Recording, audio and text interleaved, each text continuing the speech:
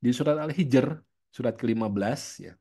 Ungkapan pada momen yang sama tapi ungkapannya berbeda. Nah, ini cara gaya bahasa Al-Qur'annya. Ada suatu momen tapi nanti bisa jadi di split kisahnya itu dibagi beberapa potongan gitu. Jadi video singkat lah istilahnya ya kalau sekarang ya. Di sosmed tuh kan, wah kita capek kalau dengerin kajian 1 jam gitu ya. Tapi nanti ada orang yang kemudian memotong-motongnya jadi kalimat-kalimat singkat berapa menit. Nah kita mau menyimaknya gitu ya. Nah ternyata Al-Quran sudah lebih awal menggunakan gaya seperti itu. Nah ini di surat Al-Hijr, ungkapan iblisnya adalah Qala Rabbi bima agwaitani, ini sama ya.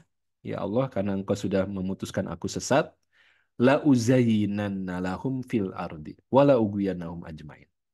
Sekarang ungkapannya dengan tazin ya. Tazin itu ini dia. Memperindah, memperelok.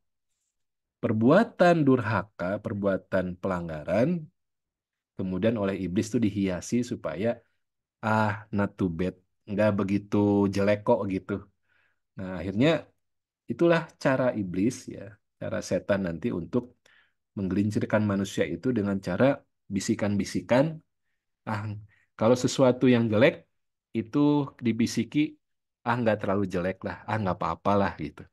Tapi kalau sesuatu yang baik dibisiki, kebalikannya gitu.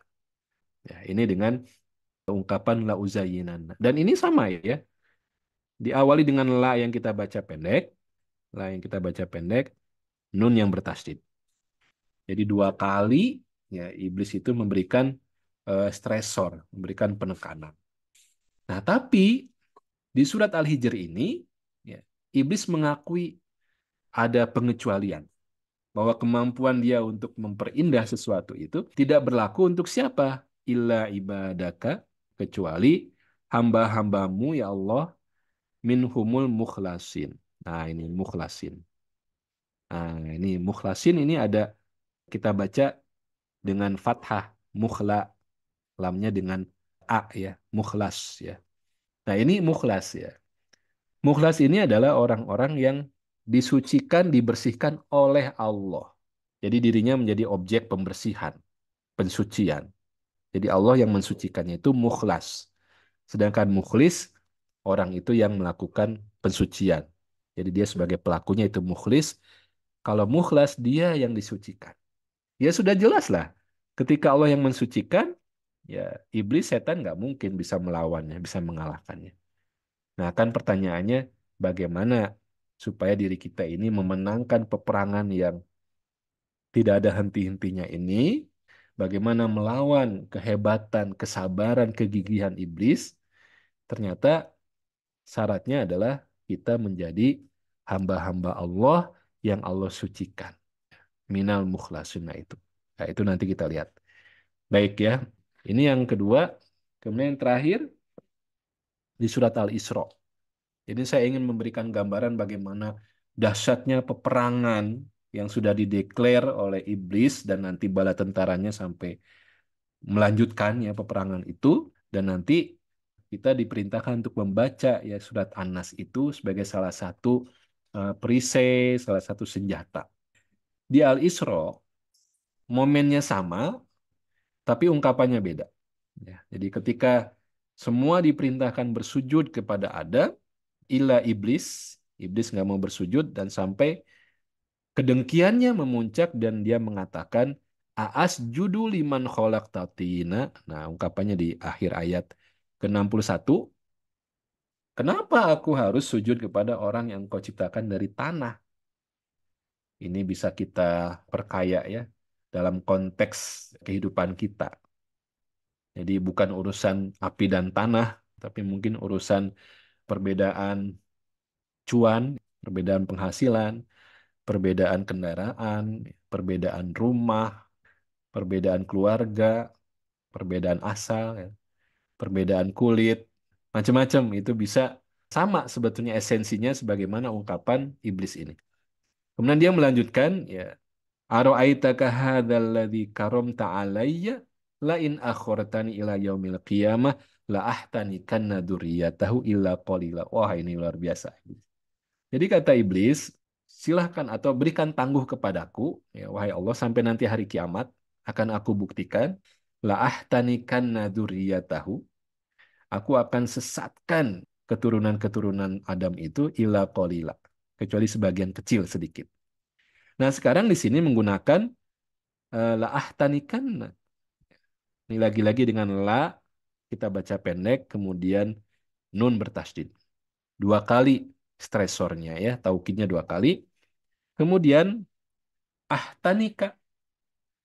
Ini artinya al-ihtinak itu ketika ada orang yang meletakkan kendali di mulut kuda. Biasanya kan kuda itu dipasang kendali ya, tali kendali yang dipasang di mulutnya supaya bisa ditunggangi dan diarahkan sesuai keinginan yang menungganginya. Nah, ini dia. Iblis tuh begitu yakin dan komit ya dengan janjinya ini. Dan ungkapannya menjadikan manusia itu nanti dicocok hidungnya, kemudian dipasang tali kekangnya, dan akan didrive oleh iblis ini. Mau kemana-kemana. Nah ini, Bapak Ibu sahabat-sahabat, dahsyatnya peperangan yang dilancarkan semenjak awal adanya manusia yang pertama. Dan sampai hari ini, ketika kita baca dalam ayat Quran, berarti ini masih eksis. Ya, ini masih eksis. Ya, masih ada dan juga masih kuat gitu. Nah, maka ini harus menjadi kesadaran kita semua. Nah, kalau kita lanjutkan di Al-Isra itu, ya, ayat berikut-berikutnya, saya bacakan langsung ayat 65 ya. Ini masih dialog antara Allah dan iblis ya. Kemudian Allah menyampaikan di ayat 65, Inna ibadi, sesungguhnya hamba-hambaku, laisa laka alaihim sultan. Ya, kamu tidak punya kekuasaan atas hamba-hambaku. Jadi nggak bisa menungganginya, nggak bisa mencocok hidungnya, ya. Itu nggak bisa kata Allah. Dan kunci kekalahan iblis, kunci kemenangan hamba-hamba Allah ternyata ada pada wakafa birabbika wakila. Wakafa birabbika wakila. Cukuplah ya Tuhanmu ya birabbika wakila sebagai wakil sebagai penjaga. Jadi wakala itu adalah asal kata dari wakil, maknanya mengandalkan pihak lain terhadap suatu urusan yang nggak bisa ditangani ya, atau yang seharusnya ditangani kemudian diwakilkan. Jadi mengandalkan pihak lain dari suatu urusan yang seharusnya dilakukan sendiri. Itu wakala. Jadi rahasia kegagalan setan dan rahasia keberhasilan hamba-hamba Allah itu diisyaratkan oleh ayat ini. Wakafa birabbika wakila. Nah, inilah yang nanti pengantar kita, kenapa kita penting banget ya untuk meminta perlindungan kepada Allah dan salah satunya dengan di surat An-Nas itu. Wakafa birabbika wakila.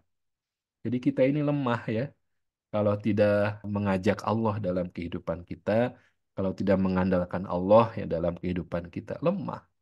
Makanya kita harus menjadi hamba-hamba Allah. Ibadi, ya, harus menjadi ibadullah, ibadur rahman, karena merekalah yang kemudian mendapatkan pertolongan Allah, mendapatkan perlindungan Allah untuk memenangkan peperangan yang terus-menerus sampai hari kiamat dengan setan dan bala tentaranya.